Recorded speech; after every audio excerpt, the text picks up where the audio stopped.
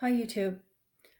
So this video I'm going to talk about how I experience reality in my personal life.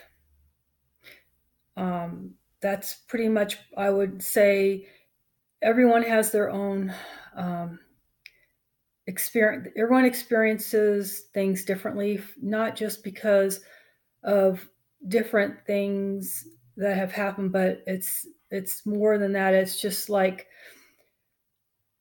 personal experiences have to do with, I guess, your consciousness, how you view the world, and uh, your own personal, just how you are as an individual. Um, Everyone's different, so this is how I see things. May not be how everyone does because everyone is different, but anyway, this is just some of the things that I've experienced in my life. So let's start with, oh, I don't know, let's just say my sort of first boyfriend, because I'm not going to count my very first boyfriend because I was only 13 then. And I'm not really going to really count that one. But let's just go move on to when I was in my 20s.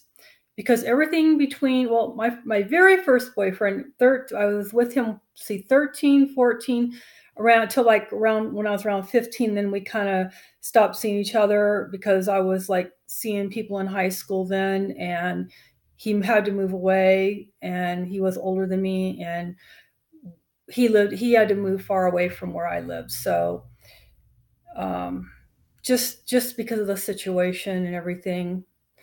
Um, but anyway, in high school, I would say I didn't really have any boyfriends because all the guys that I liked, they either didn't like me or they would just use me for sex, and that was it. Like they would just come over late at night, have sex with me, and they'd be gone. They'd never ask me out. They'd never do anything with me, nothing like that. So I wouldn't really consider any of those guys boyfriends.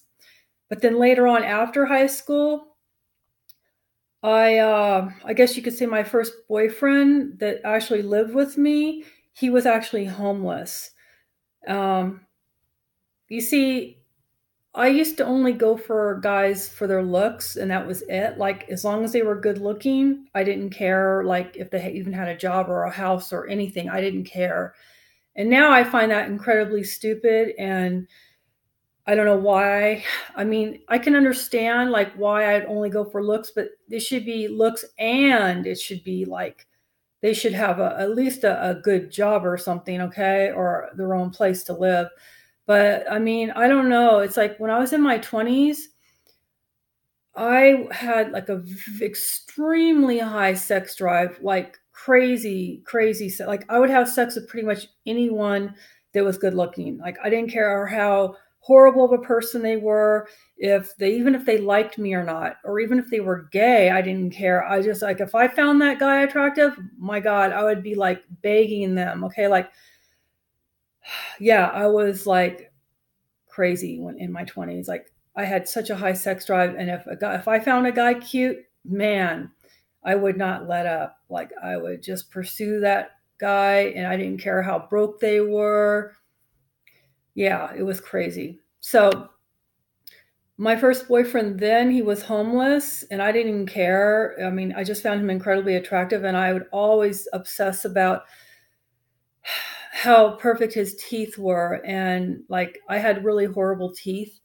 I've had tons of work on my teeth, but I'm still not happy with my teeth. Like I've had surgery, I've had braces, I've had braces like 3 times, and I'm thinking about going on braces again for the fourth time in my life because when I smile and turn my head this way, it almost looks like I have no teeth on this side because my teeth go too far in right here.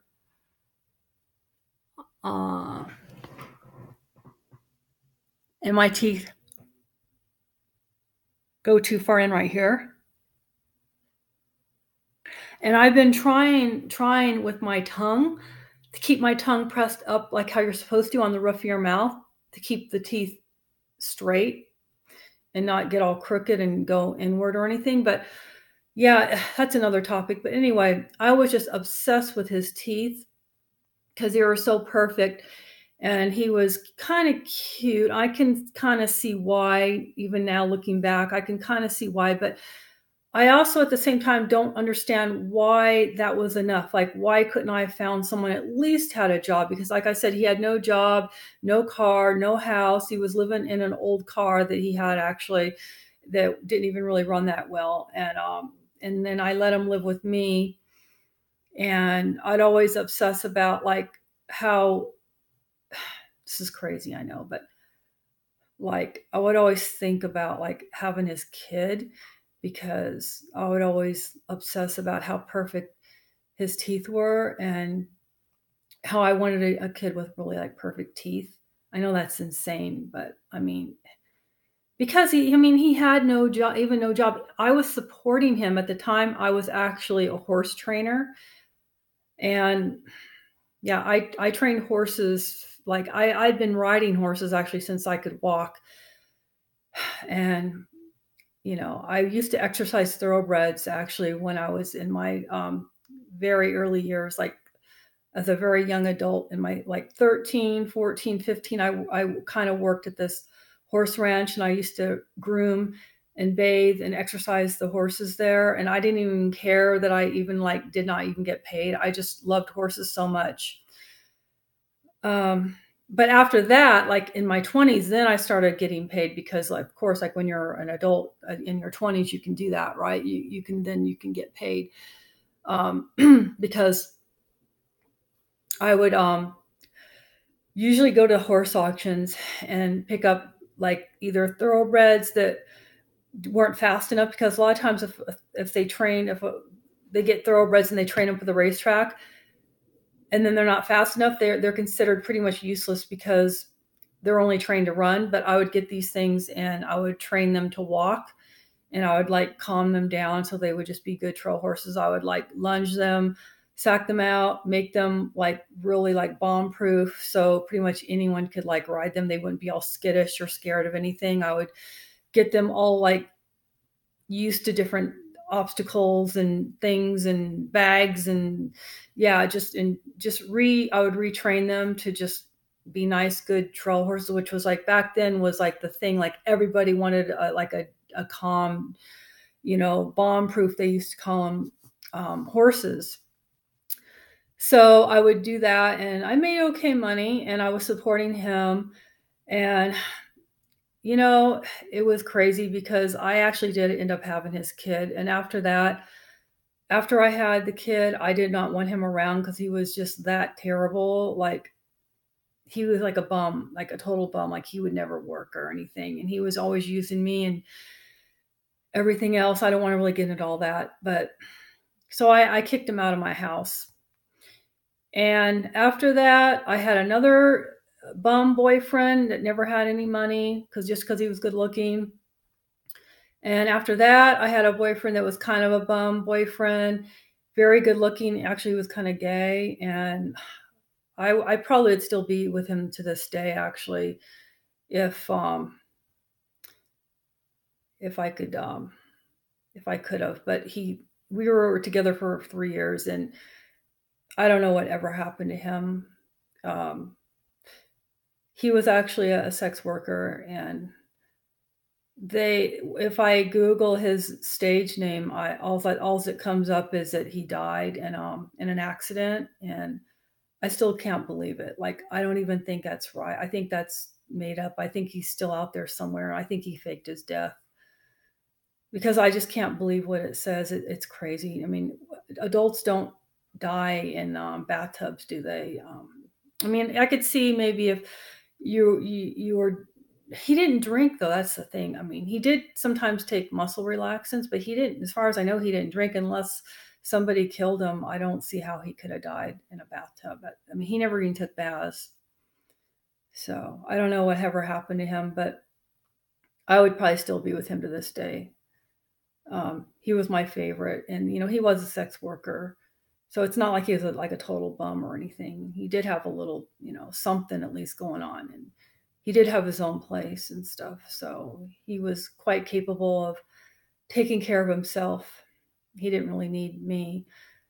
Um, but I also got into sex work, and now the way I see it is I don't want to be with people that aren't willing to give me money, because if it's not going to be for money, it's going to be for their looks, and I don't want to ever have myself into that situation where I'm dating someone who's depending on me to support them. And because I still realize I am still that way. I still do I'm only really like sexually interested in people who are extremely good looking. And if that person isn't capable of taking care of themselves, I'm not like a multimillionaire or anything. And even if I was, it's not really enough to get me interested, just looks alone. I mean, looks are very important, but I also want someone who is capable of taking care of themselves and that has things going on for them, that are motivated in life, that have different motivations to succeed and to support themselves. So that's also attractive. Um, so now it's like I've kind of given up on the good look thing. I mean, it's rare. It's very rare that I ever get a client that I'm attracted to. It's so rare that the last time I had a client that I was really attracted to, it's been years and years and years and years. Like way back when I used to live in New York City, I did have one client. He was, I think he was like probably in his 20s. He was living in his parents' mansion in the city in New York, Manhattan. And it wasn't even that. Like, he was just really cute. And yeah, his parents had a lot. He may not have had a lot of money, but his parents had a mansion and it was in the city. And the thing is, I don't think I was even his type. I really don't, because I even kind of hinted around that, I kept telling him he was cute. He was too cute to be a client. I couldn't believe how cute he was. And I even said something on the lines of I would actually, wouldn't even mind like dating him outside of my work. And I don't even think he even heard me or even like acknowledged it or anything. I don't know what, I did not ever like come straight out to him and say, oh, let's date outside of this sometime. I never said that, but I hinted at it, but he never called me again. And actually, I don't even think I was his type. I really don't. I don't know. Who knows? Um, yeah, I wish all my clients were cute. That would be so great, but they're not. Most of them are older, much older, like 70s and 80s. And I get a few 30s and 40s, and usually they're just not my type. They're not attractive. I don't find them attractive. I don't find most people attractive. I find most people to be hideously ugly. I even think I'm ugly, but I'm not as ugly as most people. But I do have a lot of improvement to do on myself, like my teeth. Um, yeah. So I don't know. Like it's like unless someone is like willing to pay me for sex, like my sex drive is not what it used to be in my 20s. Like I do not go out to bars every Friday and Saturday night like I used to and find these cute European guys. Like I don't even like live in LA anymore, so it's not that easy. I used to know bars to go to where a lot of Europeans would go because I'm only really interested in European guys. And I would always pretty much every few weeks pick up a guy and just have sex with them. And I'd always expect like there to be like a friendship or a relationship afterwards. And it almost never ever happened. So yeah, I don't know. I guess that's just my rant for the day. Take care.